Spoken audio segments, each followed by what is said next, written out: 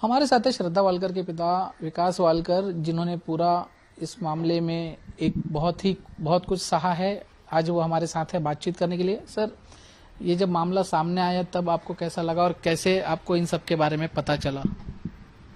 नहीं, ये जब मुझे पहली बार जब ही मेरे बेटी के दोस्त ने बताया कि श्रद्धा अभी हमारे कांटेक्ट में नहीं आ रही है, तो आप जरा उसकी इंक्वायरी करो और कहाँ गई है वो ढूंढ लो।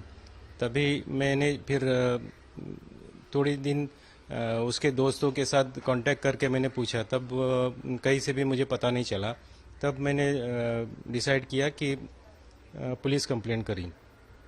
तब फिर कुछ दिनों के बाद मेरी कंप्लेंट वसई पुलिस में दर्ज की गई और फिर वहाँ से फिर इन्वेस्टिगेशन चालू हुआ। वसई पुलिस ने जब जांच शुरू की तो जांच में उन्होंने क्या पाया और क्या वसई पुलिस की जांच से आप सेटिस्फाइड थे?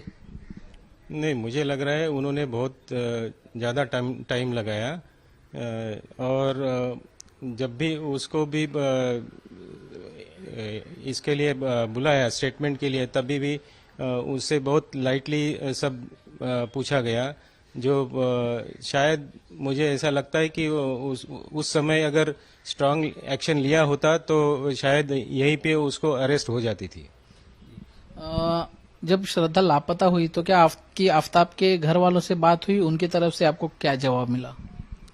जी हाँ, मैं एक बार उनके माता जी से मिला था मिसिंग कंप्लेंट करने के पहले। तब उन्होंने जवाब दिया कि श्रद्धा मेरे पास आई थी एक बार और मुझसे मिल के गई, और अभी कहाँ गई है मुझे पता नहीं है। फिर आपने इस बारे में पुलिस स्टेशन में कोई शिकायत की है आफ्ताब के परिवार वालों के खिलाफ, क्या श्रद्धा के लापता होने के बाद? जी हाँ, मैंने वही बताया कि अगर ये भी कुछ बता नहीं पा रहे तो मुझे ऐसा लग रहा है कि इनको मालूम था कि श्रद्धा कहाँ है। तो इसके लिए मैंने पुलिस को भी यही बताया कि इनकी भी पूरी इन्वेस्टिगेशन होनी चाहिए। दिल्ली पुलिस को आपने अपना स्टेटमेंट दिया है, आफ्ताब ने भी दिया। आपने क्या अपने स्टेटमेंट में कहा है और आफ्ताब का क्या कहना है? जी, मैंने तो जो स्टेटमेंट दिया है उसमें वही जो यहाँ से कब चली गई और अब तक जो मेरे साथ कब लास्ट बात हुई, वहाँ तक मैंने स्टेटमेंट दिया है।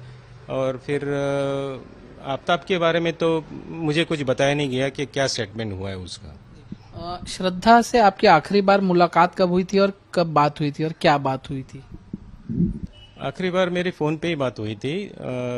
तब मैंने सिर्फ पूछा था उससे कि तू कैसी है और क्या करती है, कहाँ रहती है। तब उसने जवाब दिया कि मैं ठीक हूँ, मैं बेंगलोर में रहती हूँ और मेरे साथ अभी आफ्ताब भी है।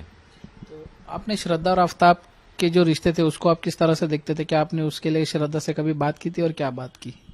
नहीं, मैंने इस बारे में कभी उससे बात की नहीं, और जब वो मिसिंग का जो सिलसिला चालू हुआ तब पहली बार उससे बात की, तो उसने जवाब दिया कि वो अभी मेरे पास नहीं रहती है, वो कहीं छोड़ के चली गई है।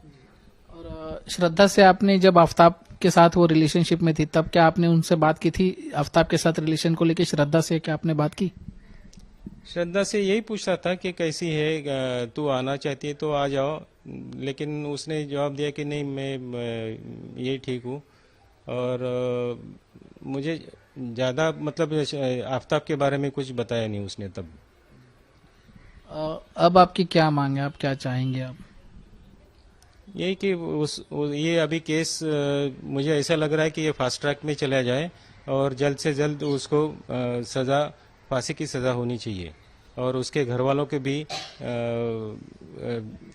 इंक्वायरी होनी चाहिए। जी बिल्कुल। तो आफ्ताब के परिवार वालों की भी जांच कहीं ना कहीं होनी चाहिए और ये केस फास्ट ट्रैक कोर्ट में चले और आफ्ताब को जल्द से जल्द सजा मिले, यही विकास वालकर जी की अपेक्षा है। कैमरामैन सुनील के साथ दीपेश त्रिपाठी, आज तक, वसई।